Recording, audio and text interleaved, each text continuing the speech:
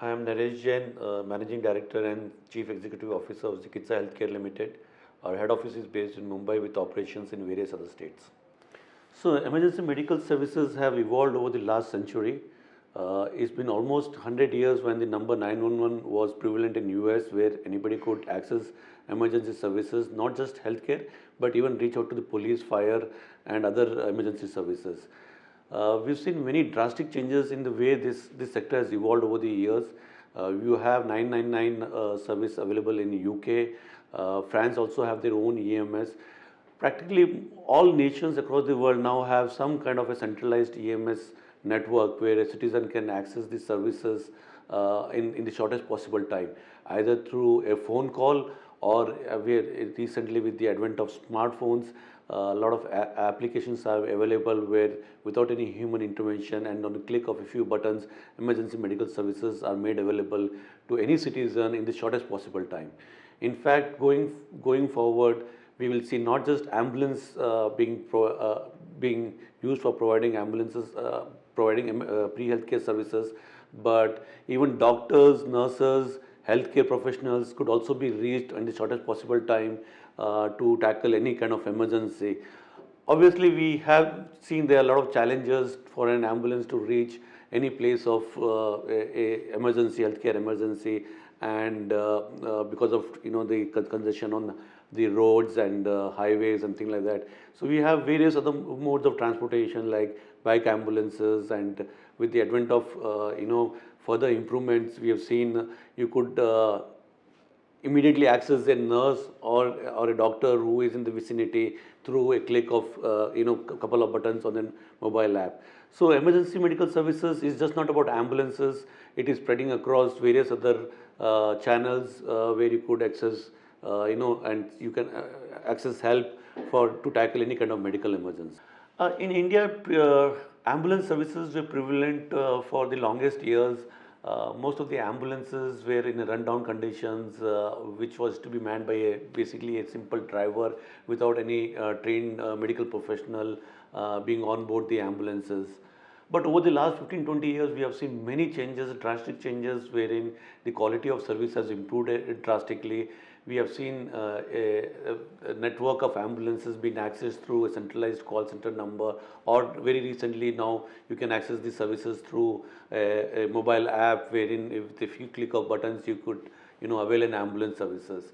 In the year 2003-2004, with the advent of GPS technologies and further advancement in pre-medical healthcare services, we have started seeing a rollout of cardiac ambulances, wherein a patient could be reached within the golden hour concept, wherein if suppose somewhere to have a medical emergency within that golden hour of 55 minutes, a medical help could be provided to the patient.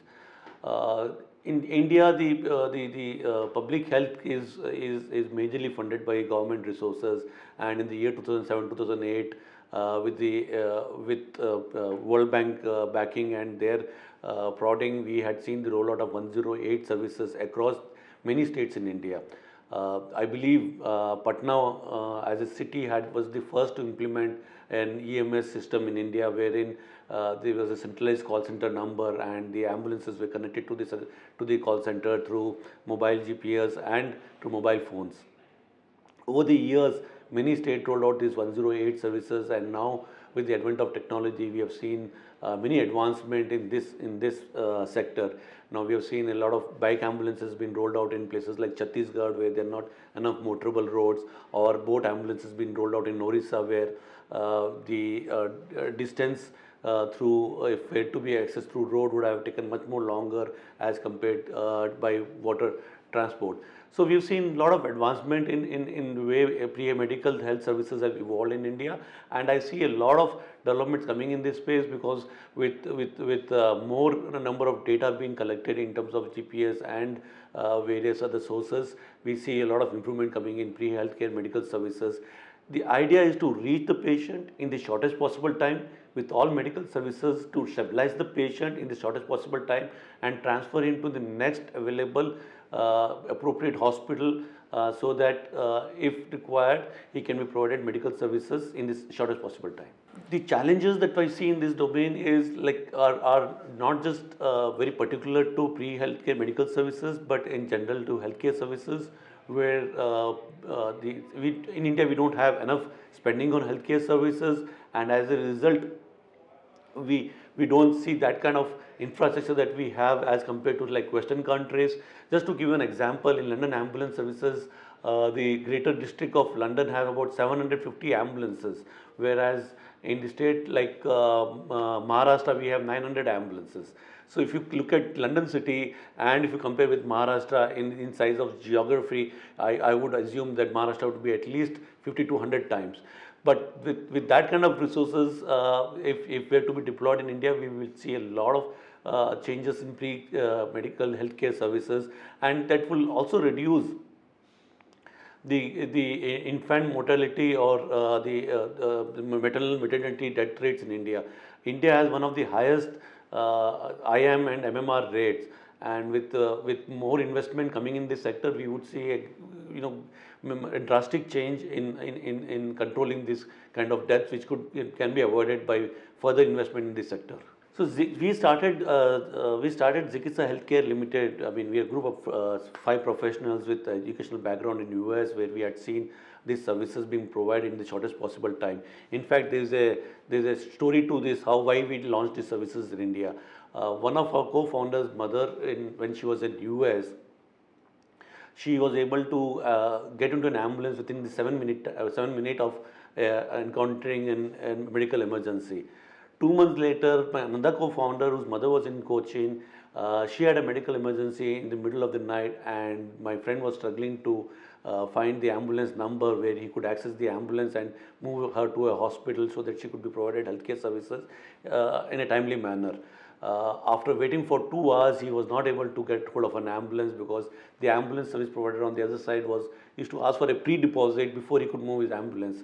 So with these 2 instances where we could figure out the way people behave to a medical emergency, we thought that India would also require, and there is a gap in terms of these kind of services in India. And after a long and extensive studies of pre-healthcare medical services model in US, UK, and in some of the South American companies such as Brazil, Argentina, we adopted these learnings and launched about 20 ambulances in the city of Mumbai, wherein a patient could access the services in the shortest possible time at a very reasonable rate.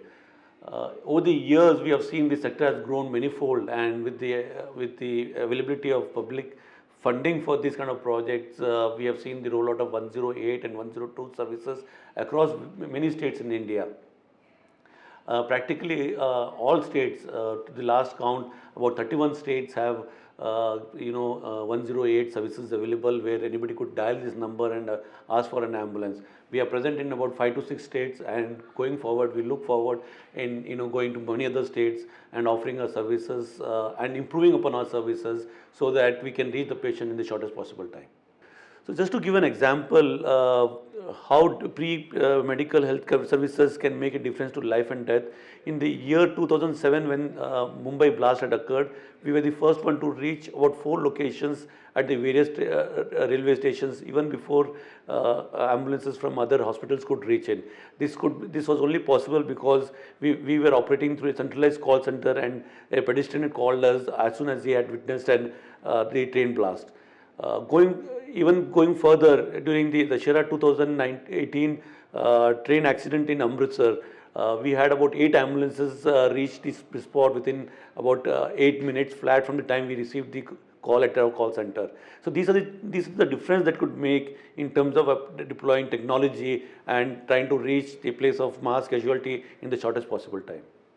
So as you are aware, healthcare requires a lot of investment. Healthcare services require a lot of investment, and the government is committed to provide public funding for these services. Going forward, we will, as you heard about Ayushman Bharat, where the government of India is providing insurance for medical care up to 5 lakhs per each family. We would also see ambulance services also being covered as a part of the services will be underwritten by the same kind of insurance cover. Government is also aware that the investment in pre-healthcare medical services is very key to bring the infant mortality rate and maternal mortality rate. With such kind of funding available, we'll see newer models wherein we could where we could provide pre-healthcare medical services. It could be through a boat ambulances, it could be through Janani Express, where these ambulances are dedicated for transporting pregnant women and neonates to the government hospitals so that they can be provided services in a timely manner. We have seen much more innovation coming in. We have seen mobile medical units where these medical units or clinics visit to various villages across the whole state in very remote and tribal areas where the citizens are not even aware of this kind of services, and government is propagating in terms of these services being available to all the citizens. So we'll see a lot of things happening in this sector. Obviously, the government has a very important role to play, but the government also have realized that it is in the best interest to tie up with public players so that these services can be provided in the shortest, in the most efficient manner. There have been many successes of PPP models in healthcare sector. Specifically, if you look at 108 services across India, most of the models are under the PPP mode. Wherever the state has attempted to provide the services directly, they have not had much success. So I see a lot of opportunity for PPP model in healthcare sector, and more specifically in pre-healthcare medical services. So Zikitsa Healthcare Limited over the years had various investors, bankers. We have grown our businesses from 20 ambulances in the year 2005 to currently we are running about 3,005 ambulances across 5 different states, and we also have a private business model which you can access through 1298, which is prevalent in 17 other states. Over the years, the bankers have funded our debt requirement, and we have also had one of the world's largest social impact fund invest in our company not once but twice. Once first in the year 2007 and in the year 2010. We have had external investors coming in and investing in our business model, where they have realized the potential of this business model and the social impact it was creating in terms of providing pre-healthcare medical services to people in rural India. We are continuously looking at avenues for growth, and but as and when we see a good opportunity not only in pre-healthcare medical services but also in emergency room management, and as and when the funds are required, we would definitely look at funding. We are currently in discussion with various private equity and venture capitalists who have envisaged a very keen interest in terms of funding our business growth plans, and hopefully in the year 2019-20 we see some kind of an investment coming into the company. Our future plans is not only to be the number one service provider of EMS in India, but across Southeast Asia and Middle East, where we see a lot of opportunities in healthcare services, in pre-healthcare medical services. We are talking to various governments in Southeast Asian countries like Burma, Bangladesh, Sri Lanka, and various other countries where we can replicate this business model of providing pre-healthcare medical services and in the most cost-effective manner. We see a lot of opportunities coming out of the Middle East, wherein Saudi Arabia is also looking at a PPP model for providing pre-healthcare medical services. We are there in Abu Dhabi, we are there in Dubai, and we continuously looking at opportunities in this space. So going forward, we are not only looking at India, but we are looking at most part of Asia and Africa, where there are a lot of opportunities in the pre-healthcare medical services. We are also talking to people in Kenya, Ghana, and Nigeria, where we can replicate this low-cost method of providing pre-healthcare medical services.